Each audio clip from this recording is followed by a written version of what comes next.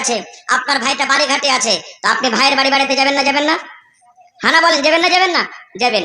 তো ধরেন যে সালমান রাদিয়াল্লাহু তাআলা আনহু আবু দারদা ভাইয়ের বাড়ি বাড়িতে গেছেন, যেমন আমরা শ্বশুরের বাড়ি বাড়িতে যাই, নানির বাড়ি বাড়িতে যাই, ভাইয়ের বাড়ি বাড়িতে যাই, এই ধরনের বিভিন্ন রকমের আমরা বেড়াতে আল্লাহ যাই। তাআলা আনহু ভাই আবু দারদার বাড়ি বাড়িতে গেছেন। এবার যে সময়তে বাড়িতে গেলেন আবু দারদার বাড়িতে, ওই টাইমে কিন্তু আবু দারদা বাড়িতে নেই, কামে কাজে গেছেন, বাড়িতে নেই। এবার সালাম দিলেন, বাড়িতে ঢুকলেন। ঢোকা পর সালমান রাদিয়াল্লাহু তাআলা আনহু আর ভাবিকে দেখছেন, আবু দারদার স্ত্রীকে, যে সিঠে টিঠা করে নাই ভাই, চুল গলা উস্কো খুস্কো হয়ে আছে, মরিচের যেমন গা ঝাঁকড়া মাকড়া হয়ে থাকে না, ওরকম ঝাঁকড়ি মাকড়ি হয়ে আছে চুল গলা, সিঠে টিঠা করে নাই।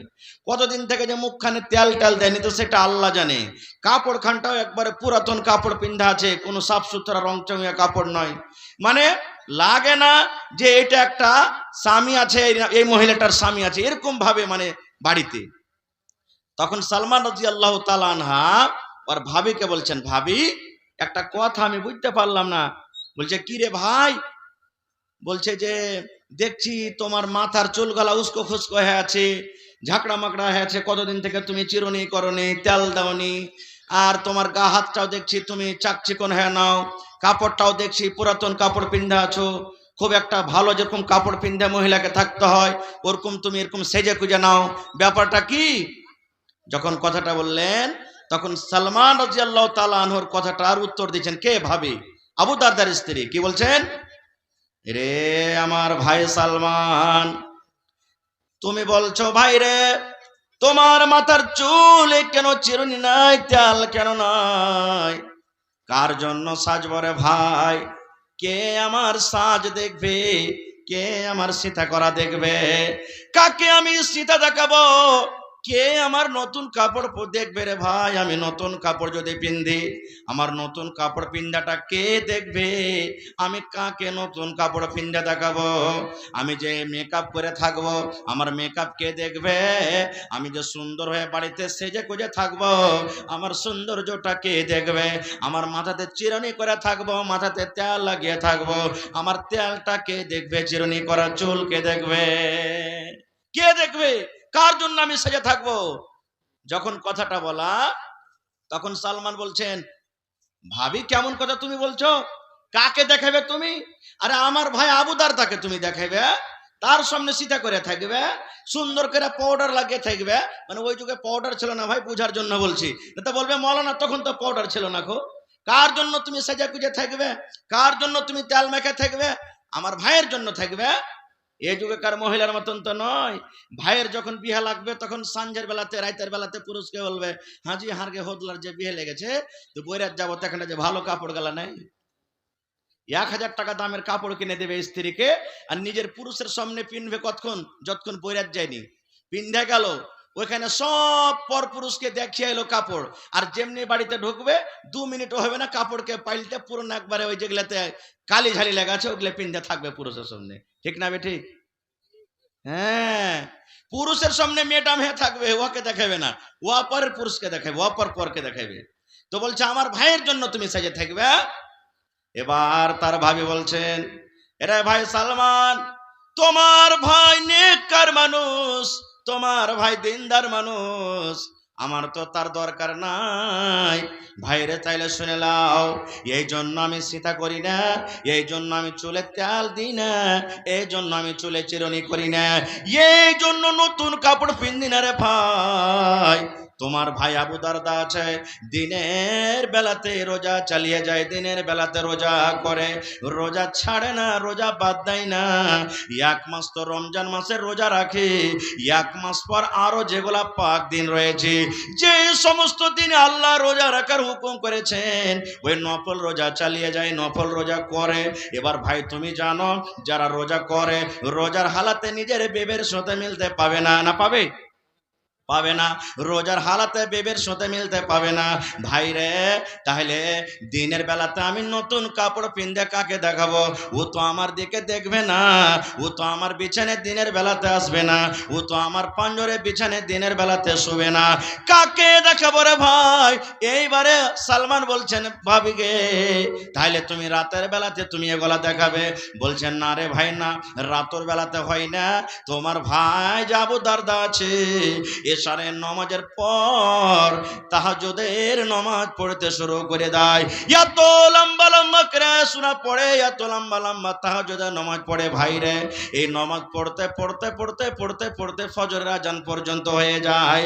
এবার ফজরের পর এবার জানো তুমি আবার সেই পরার দিনের রোজা চালু হয়ে গেল। তাহলে দিনের বেলাতে রোজা করে আর রাতের বেলাতে ও তাহাজ্জুদের নামাজ পড়ে পড়ে দিয়ে রাতটা কাটিয়ে দেয়। তাহলে ভাই তুমি কাকে বলো? আমি কাকে দেখাবো? কে আমার সাজন দেখবে? আমি কার সামনে সেজে থাকবো? তখন বলছে এইটাই কথা না তো? হ্যাঁ। বলছে ঠিক আছে। এই গল্প স্বল্প করতে করতে ওর ভাই আবু দারদা বাড়ি চলে এসছেন। যেমনি বাড়িতে আসা, কত সালাম কালাম গলাগলি, কত পিয়ার মোহাম্মদের কথা। স্ত্রীকে বলছেন, এই উম্মে দারদা, আরে ভাই এসেছে সালমান, খাইতে টেতে দাও না। বলছে তোমার ভাইকে খাইতে দিয়েছি তো। বলছে আমার ভাই বাড়িতে আসবে, তাহলে আমি খাবো, খাই না তো আমি কি করব? বলছে ঠিক আছে দাও, খানা দাও। সামনে যখন খানা দিয়েছে তখন এবারে আবু দারদা বলছেন, সালমান ভাই তুমি খাও, খাও ভাই তুমি খাও। তখন সালমান বলছেন যে আমি খাবো না একাই। বলছে কেন? বলছে তুমিও আমার সাথে বসো তাহলে খাবো। কি বলছেন? তুমিও আমার সাথে বসো তাহলে খাবো।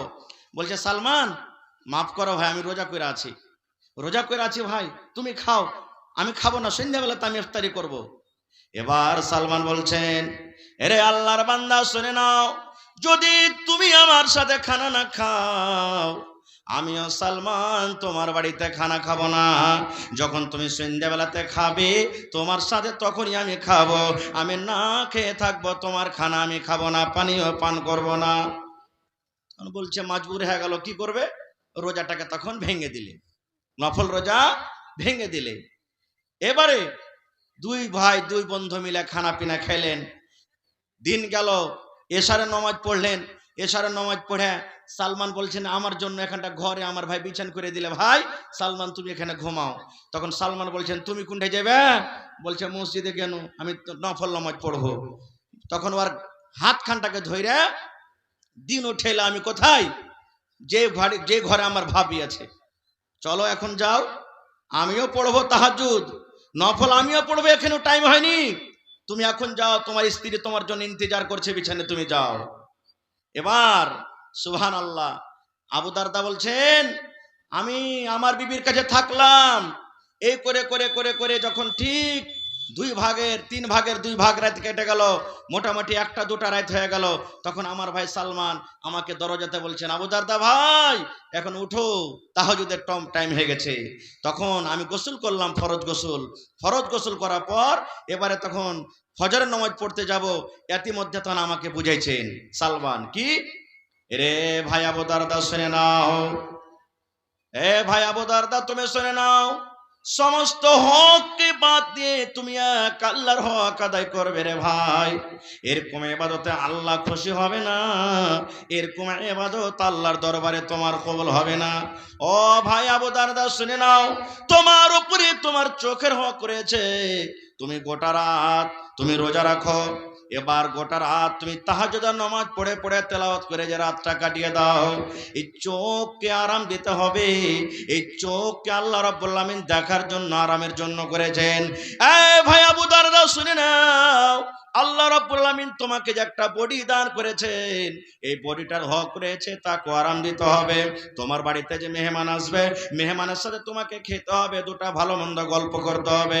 তোমার উপরে তোমার মেহমানের হক রয়েছে। তোমার বাড়িতে তোমার যে বাচ্চা আছে, বাচ্চার সাথে একটু কথা বলবে, বাচ্চাকে আদর দিবে, প্যার করবে, এই বাচ্চার তোমার পরে হক রয়েছে। এই ভাই আবু দারদা শুনে নাও, তোমার বাড়িতে তোমার স্ত্রী রয়েছে, স্ত্রীর সাথে তুমি একটু আদর করবে, স্ত্রীকে ভালোবাসবে, স্ত্রীর সাথে ভালো মন্দ কথা বলবে, আর তুমি সমস্ত হককে বাদ দিয়ে তুমি যদি এক আল্লাহর হক আদায় করো, বিবির হককে যদি মেরে দাও, বিবির হক মেরে আল্লাহর হক আদায় করো, মেহমানের হককে মেরে যদি আল্লাহর হক আদায় করো, যদি বাচ্চারকে হক মেরে তুমি এক আল্লাহর হক আদায় করো, তাহলে এরকম ইবাদতে রব্বুল আলামিন খুশি হবেন না, আল্লাহ বেজার হয়ে যাবেন। নারে তাকবীর। এই ধরনের অনেক আরো হাদিস আছে। হাদিসটা বলার উদ্দেশ্য হলো এই যে বাড়িতে স্ত্রীকে রেখেছেন, বাড়িতে স্ত্রীকে রাখার পর কত ভাইকে দেখবেন 6 মাস বছরের জন্য বিদেশ গেছে তো গেছে, বিবিটার কোনো খোঁজ খবরই নেই। ওর এরকম আছে না নেই? হানা বলেন না, আছে না নেই? খোঁজ খবরই নাই। ভাই ভাই আমার সময় হইতে চলছে, বাস 1-2টা হাদিসের কথা বলে দিই। এবারে বলবেন হাজি মৌলানা কোন ধরনের বেটি ছেলেকে বিয়ে করতে হবে? এখানে একটা প্রশ্ন জাগছে, কোন ধরনের মেয়ে ছেলেকে বিয়ে করতে হবে? এটাও সহিহ হাদিস, আল্লাহ রাসূলের হাদিস আছে। আল্লাহ রাসূল বলেছেন উম্মত তুনকাহুল মারাতু লিআরবাইন, মেয়েদেরকে রাসূল বলেছেন আমার উম্মতরা শুনে নাও, রাসূল বলেছেন তুনকাহুল মারাতু লিআরবাইন, যে বেটি ছেলেকে বিয়ে করবে 4খানা গুণ দেখে তাকে বিয়ে করবে। আল্লাহ রাসূল বলেছেন মেয়েদেরকে বিয়ে করা হয় 4খানা গুণ দেখে। 1 নম্বরে গুণ রাসূল বলেছেন লে মালেহা, উম্মতরে যখন তুমি বিয়ে করবে, যখন তুমি যে বেটি ছেলেকে দেখতে যাবে, দেখার সাথে সাথে দেখো কত নম্বরে তার কাছে মাল আছে কিনা, তার কাছে গাড়ি আছে কিনা, তার বাপের কাছে টাকা আছে কিনা, মাল আছে কিনা, গাড়ি আছে কিনা, বাড়ি আছে কিনা। রাসূল বলেছেন 1 নম্বরে তুমি মাল দেখো। 2 নম্বরে রাসূল বলেছেন ওয়ালে হাসাবে হা, তার বংশ দেখো, তার ঝাড় দেখো, তার বংশ কেমন, খানদান কেমন। 3 নম্বরে রাসূল বলেছেন উম্মত ওয়ালে জামালে হা, যাকে তুমি বউ করে নিয়ে আসবে 3 নম্বরে দেখো দেখতে সুন্দর আছে কিনা, দেখতে ভালো আছে কিনা, দেখতে চিকন আছে কিনা। 4 নম্বরে রাসূল বলেছেন উম্মত রে ওয়ালে দিন হা, যাকে তুমি বউ করে বাড়িতে নিয়ে আসবে রে উম্মত, ওই বেটি ছেলের মধ্যে দেখো দিনদারি আছে কিনা, ওই বেটি ছেলে নামাজ পড়ে কিনা, ওই বেটি ছেলে রোজা রাখে কিনা, ওই বেটি ছেলে তেলাওয়াত করে কিনা। দেখো 4 নম্বরে তার মধ্যে দিনদারি আছে কিনা।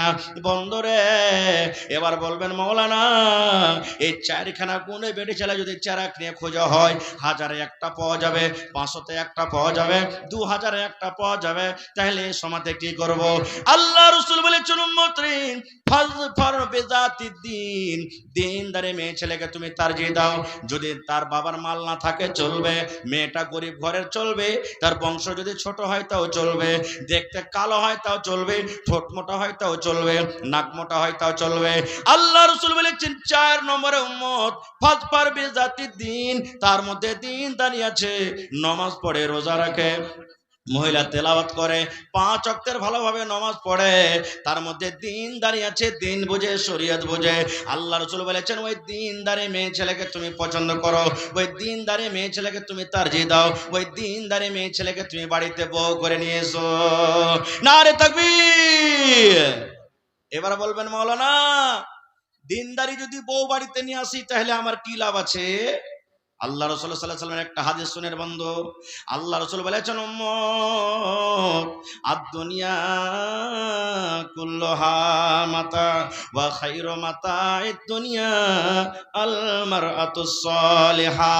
আল্লাহ রাসূল বলেছেন উম্মত রে জমিনের উপরে আকাশের তলাতে যত দামি জিনিস রয়েছে, যত সোনা রয়েছে এটা দামি জিনিস, যত চাঁদির জিনিস রয়েছে এটা দামি জিনিস, যত হীরা মুক্তা মঙ্গা রয়েছে এটা দামি জিনিস, একদিকে রেখে দাও, আর তোমার নেককার স্ত্রীকে তুমি একদিকে রেখে দাও। আল্লাহ রাসূল বলেছেন উম্মত দুনিয়ার সমস্ত দামি দামি জিনিস থেকে আল্লাহ রাব্বুল আলামিনের কাছে দামি মাল, দামি সম্পদ হলো আল মারআতুস সালিহা, একটা নেককার স্ত্রী, একটা নেককার নারী। নেককার স্ত্রীকে বাড়িতে নিয়ে আসবেন, বড় বড় মুসিবত থেকে আপনাকে আল্লাহ তাবারাক ওয়া তাআলা বাঁচিয়ে নেবেন, আপনার মুসিবতে সাথ দেবে। বলবেন কেমন করে মাওলানা? বাস একটা হাদিস, বাস এই হাদিসটা শেষ করব। বিষয়টা এমন আছে 2-3 ঘন্টা বললো শেষ হবে না। নেককার স্ত্রী যদি বাড়িতে নিয়ে আসবেন কি আপনার লাভ আছে? মুসলিম শরীফ জিলদ সানিতে একটা হাদিস আছে। আল্লাহ রাসূল একদিন মসজিদে বসে আছেন, আপনারা যেমন বসে আছেন, সাহাবায়ে কেরাম নামাজ পড়ে মসজিদে বসে আছেন, ইতিমধ্যে একজন মেহমান রাসূলকে এসে বলছেন ইয়া রাসূলুল্লাহ আজ রাতে আপনার বাড়িতে থাকবো, কুটুমতালি করব। কে বলছেন একটা মেহমান এসে, নবীজি আজ রাত্রে আপনার বাড়িতে মেহমান দাঁড়ি করব, আপনার বাড়িতে থাকবো আমি। এবার নবীজি তো জানেন না যে আমার বাড়িতে খাবার আছে কি নাই। একজন সাহাবীকে বলছেন যে গো, আমার বাড়িতে কুটুম এসেছে, দেখো তো একটা লোককে যাও তো আমার বাড়িতে একটু খবর নেও যে বাড়িতে খাবার আছে কিনা। খবর নেওয়া হলো, একে একে একে একে সমস্ত বিবিধ বাড়িতে খবর নেওয়া হলো। কি উত্তর হলো জানেন? রে আল্লাহর নবীর সাহাবীরা শুনে নাও, নবীকে বলে দাও বাড়িতে মেহমান এসেছে, মেহমানকে খাবার লাগবে।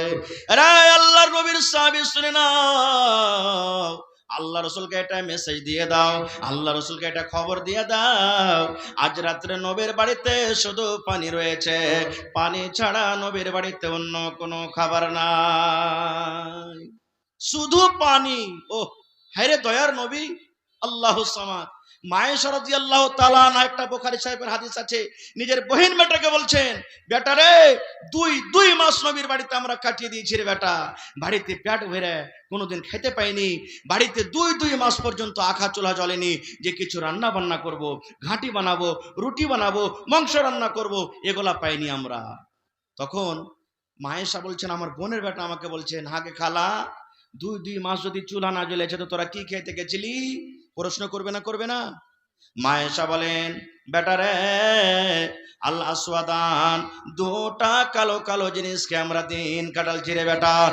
এক নম্বরে রসুল বলেছেন, এক নম্বরে মায়েশা বলেন, বেটা রে আত্মামার খাজুর, একটা কবে ভাগে পেয়েছে, কবে দুটা পেয়েছে, কবে তিনটা পেয়েছে। বাচ্চারা যেমন চকলেট চুষে, মায়েশা বলেন এই মতো খাজুর চুষে চুষে আমরা দিন কাটালছি। দুই নম্বরে আলমা, পানি, ওপর থেকে 1 গ্লাস 2 গ্লাস পানি পান করে করে এই করে করে 2 মাস আমরা কাটিয়ে দিয়েছি। শুধু তা নয়, নবীর জন্য সাহাবায়ে কেরাম মাঝে মাঝে মাংস দিতেন, কেউ দুধ দিয়ে দিতেন, কেউ রুটি দিতেন, কেউ ঘাটে দিতেন। নবী একা খেতেন না, ওগুলো আমাদেরকে দিতেন। এই করে খেয়ে খেয়ে আমরা দিন কাটালছি। ওরে আল্লাহ, সমস্ত বিবিদের বাড়ি থেকে একটা উত্তর এলো, ও আল্লাহ নবীর সাহাবী, নবীকে বলে দাও আজ রাত্রে নবীর বাড়িতে শুধু পানি আছে, পানি ছাড়া অন্য কোনো খাবার নাই। রাহমাতুল লিল আলামিন আল্লাহ তাবারাক ওয়া তাআলা যাকে বলেছেন, সেই নবীর বাড়িতে শুধু পানি। খবর দিয়ে দিলেন নবীকে, আপনারা যেমন বসে আছেন, সাহাবায়ে কেরাম বসে আছেন, নবীজি সাহাবীদেরকে বলছেন, ও আমার সাহাবীরা, তোমরা খবর পেলে আমার বাড়িতে শুধু আজকে পানি, পানি ছাড়া অন্য কোনো খাবার নাই, আর আজ রাত্রে আমার বাড়িতে মেহমান। বাবারে, মেহমানকে খেতে দেব, আমার বাড়িতে এরকম কিছু নাই। তো বলো তো তোমাদের মধ্যে কেমন আছো আজ রাত্রে আমার মেহমানটার ইজ্জত সম্মান করবে? যদি কেউ এই কাজটা করতে পারো, আল্লাহ তারপরে রহম করবেন, দয়া করবেন। নবীজি দোয়া দিয়ে দিলেন। আচ্ছা বলেন তো, যতটি এখানে পুরাতন বাবজিরা বসে আছেন, 50 বছর 40 বছর বয়সের আগেকার যত লোক বসে আছেন, এমনও দিন গেছে, হপ্তা গেছে যে হয়তো হপ্তাতে একদিন দুদিনই কিছু অল্প করে খেতে পেয়েছেন, এরকম দিন গেছে না যায়নি? হানা বলেন। হ্যাঁ, কতদিন না খেয়ে থেকে গেছেন, এরকম দিন গেছে না যায়নি? এখন একটা বাচ্চা তো যতটি নষ্ট করছে, তখন একটা পরিবার মিলে খেতে পায়নি। তো 1400 বছর আগেকার খবর কেমন হইতে পারে বুঝেন। সব সাহাবীরা বসে আছেন, সাহাবীদের মধ্যে একজন সাহাবী যার নাম হলো আবু তালহা রাদিয়াল্লাহু তাআলা আনহু, সে সাহাবী বলছেন, হুজুর আপনার মেহমানটা আমাকে দেন, আমি বাড়িতে নিয়ে যাব। কিন্তু আবু তালহাও জানে না যে আমার বাড়িতে খাবার আছে কিনা। নবীজি তাকে দিয়ে দিলেন মেহমানকে, বাড়ি নিয়ে চলে গেলেন, বসতে দিলেন।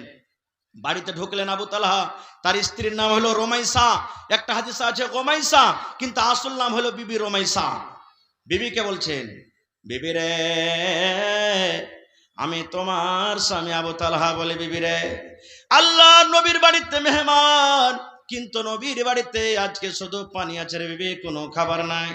তাই নবীজি এলান করলেন, ও আমার সাহাবের দল, আজ রাত্রে যদি তোমরা কেউ আমার মেহমানের ইজ্জত সম্মান করো, আল্লাহ রাব্বুল আলামিন তারপরে রহম করবেন, দয়া করবেন। এই দোয়াটা নেওয়ার জন্য বিবি রে নবীর মেহমানকে বাড়িতে এনেছি। মেহমান দেখো বসে আছে, মেহমানকে খেতে লাগবে। বলো বিবি রে বাড়িতে কি খাবার আছে, মেহমানকে খেতে লাগবে। এবারে রমেশা বলছেন, স্বামী গো বাড়িতে মাত্র একটা লোকের সমান খাওয়া আছে গো স্বামী। আবু তালহার একটা বাচ্চা ছিল, 5-7 বছরকার বাচ্চা, যার নাম হলো উমাইর।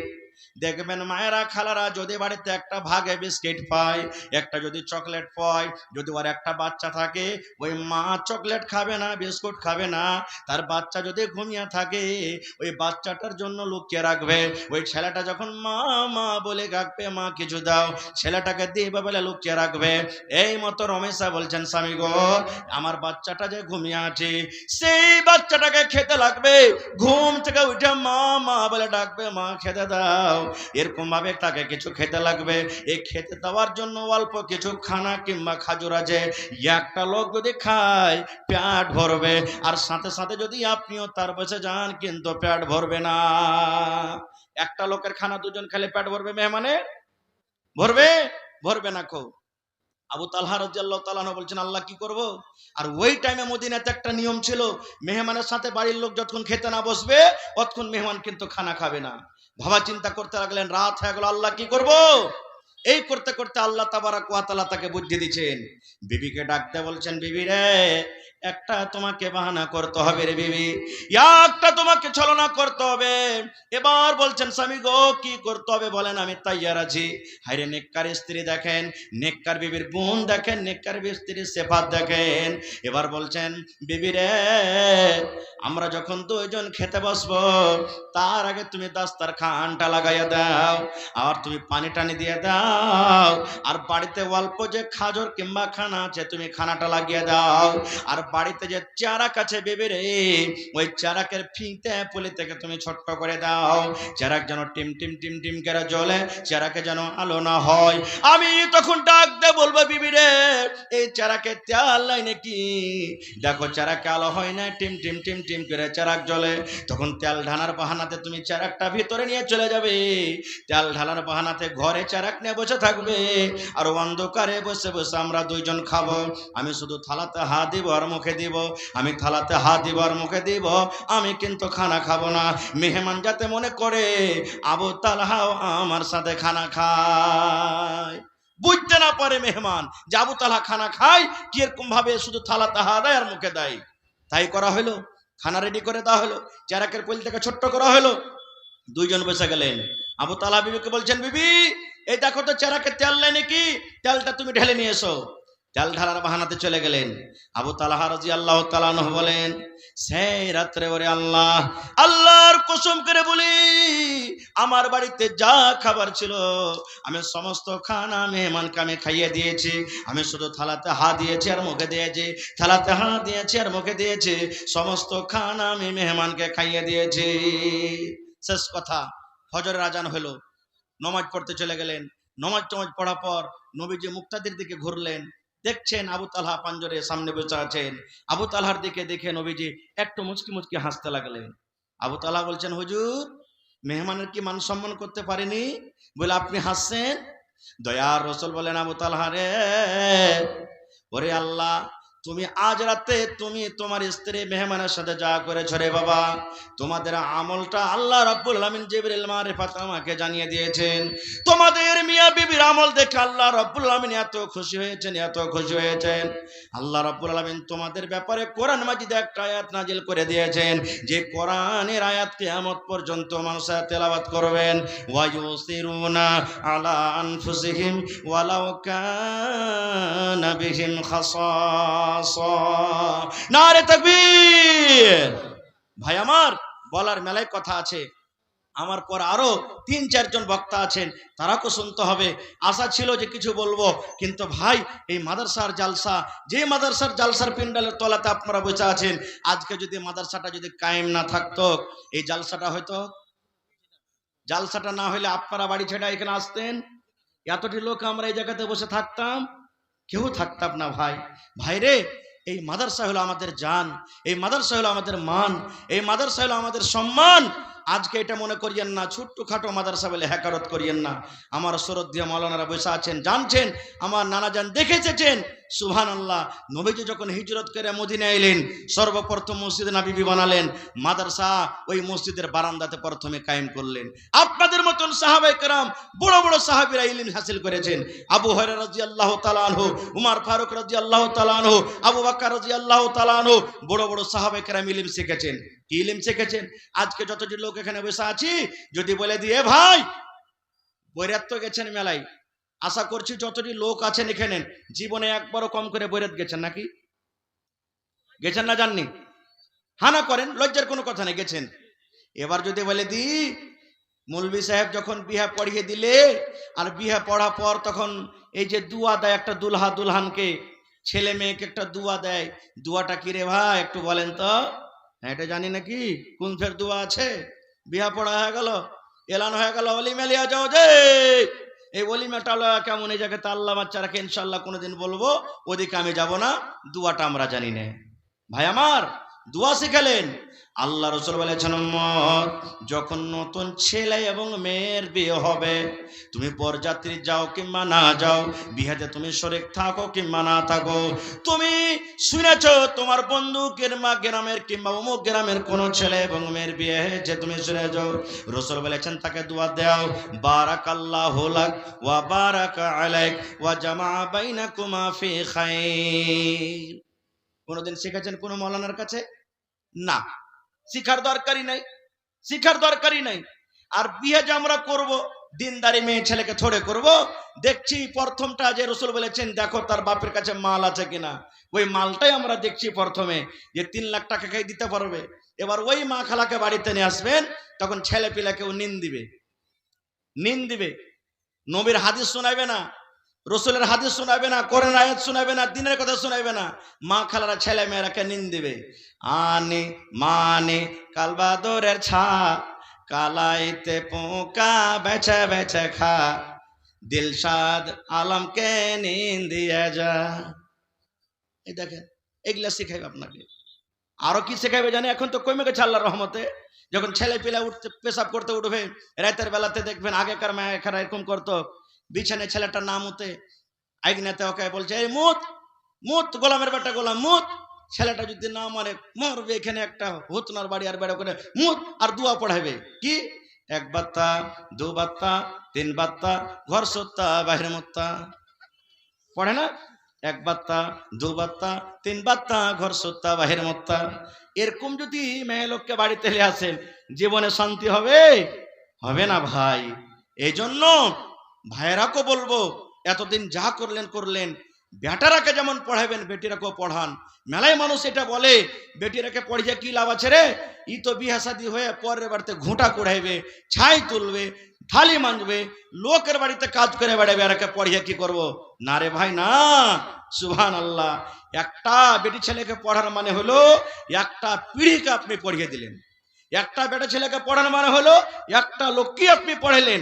আর একটা বেটি ছেলেকে পড়ানো মানে হলো ওর কোখ থেকে যতটি আওলাদ হবে, ওর কোখ থেকে যতটি ছেলে মেয়ে হবে, ইনশাআল্লাহ সমস্ত ছেলে মেয়েদেরকে দিনের হিসাবে সে চালাবে, দিনদার করবে, চেষ্টা করবে যেন আমার ছেলেরা শরীয়ত বিরোধী না কাজ করে। তো ভাই আমার, এই কোরআনের জন্য, মাদ্রাসার জন্য আপনাদের এই গ্রামটাতে আমি নতুন এসেছি, এলাকাতে এসেছি আলহামদুলিল্লাহ। তবে আজকের মাহফিলে দেখি কোন আল্লাহর বান্দা আছেন একটা লোক 10,000 টাকা দান করতে পারবেন? দেখি কোন আল্লাহর বান্দা এমন আছেন একটা লোক 5,000 টাকা দান করতে পারবেন? এবং দেখি 50 জন আল্লাহর বান্দা এমন আছেন 1000, 2000, 500, 1000, 2000, 500 করে 50টা লোককে দিতে পারবেন? 3100 টাকা মহিলা প্যান্ডেল থেকে। হায় রে আল্লাহ,